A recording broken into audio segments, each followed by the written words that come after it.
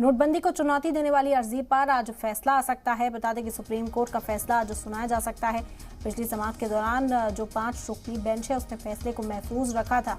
बता दें कि मरकजी हुकूमत के फैसले की हैसियत पर आईनी बेंच आज अपना फैसला सुनाएगी। ये पूरा मामला नोटबंदी से जुड़ा हुआ। जब 500 और 1000 के नोट बैन किए गए थे उसके बाद कई लोग इसकी मुखालफत में भी नजर आए थे। सुप्रीम कोर्ट का उन्होंने रुख किया था। अर्जी दायर की गई थी सुप्रीम कोर्ट के अंदर और इस बात को कहा गया था कि सरकार की ओर से जो ये पॉलिसी बनाई गई, जो ये फैसला लिया गया, ये बिना किसी प्लानिंग के लिया गया और जिससे लोगों को परेशानी का सामना करना पड़ा। आपको बता दें कि जिस वक्त में ये नोट बंद हुए थे, लोग लंबी लंबी लाइनों में एटीएम्स के बाहर नजर आ रहे थे। बैंकों के बाहर लंबी लाइनें लोगों की दिखाई पड़ी थी।